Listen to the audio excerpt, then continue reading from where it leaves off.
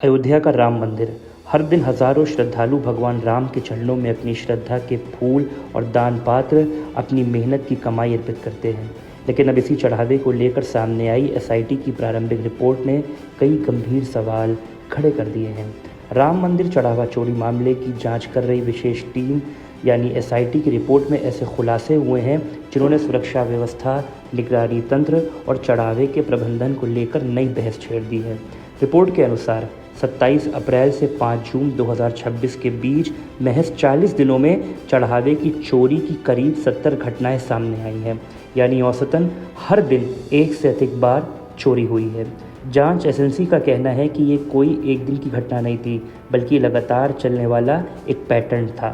SIT की जांच में सामने आया कि इस पूरे मामले में 6 लोगों की सक्रिय भूमिका सामने आई है, जबकि पुलिस ने 8 लोगों के खिलाफ एफआईआर दर्ज कर उन्हें गिरफ्तार किया है।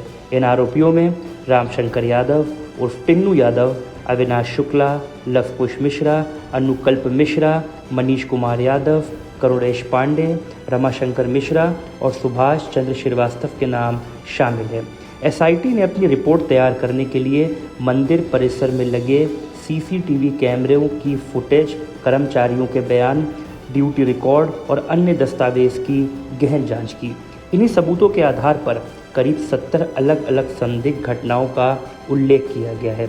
रिपोर्ट का सबसे बड़ा चौंकाने वाला दावा ये है कि सीसीटीवी फुटेज में कई मौक़ों पर कुछ कर्मचारियों को दान पात्र से निकाले गए नोट अपनी जेबों, कपड़ों और यहाँ तक कि मोज़ों में छिपाते देखा गया है। जांच एजेंसियों का कहना है कि कथित तौर पर चोरी इस तरीके से की जाती थी ताकि किसी को तुरंत शक न हो। एसआईटी ने सुरक्षा व्यवस्था में कई बड़ी खामियां भी गिनाई हैं। रिपोर्ट के मुताबिक चढ़ावे की गिनती करने वाले कर्मचारियों की नियमित यानी तलाशी होती थी, फ्रिस्किंग जिसको कहते हैं।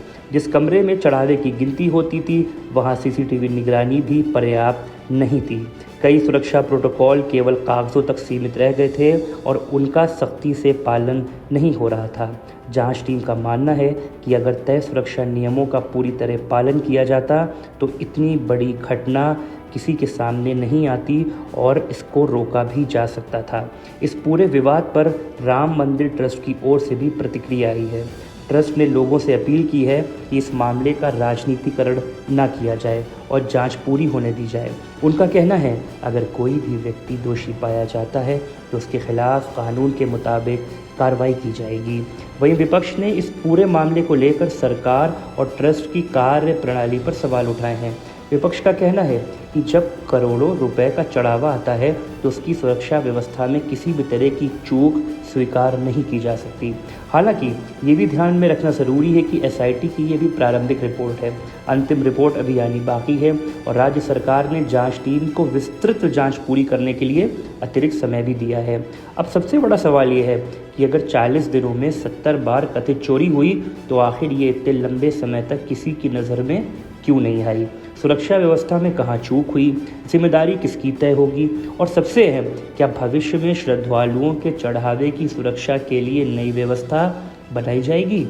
राम मंदिर केवल मंदिर नहीं बल्कि करोड़ों लोगों की आस्था, विश्वास और भावनाओं का प्रतीक है।